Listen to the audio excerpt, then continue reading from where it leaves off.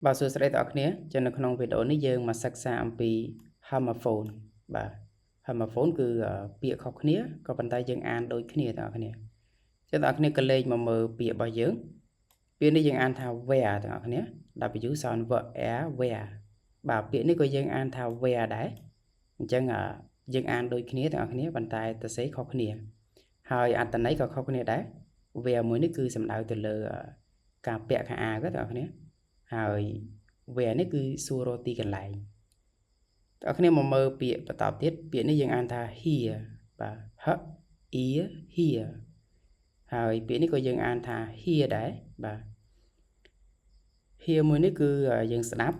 បាទស្ដាប់ឮហើយ here មួយនេះគឺ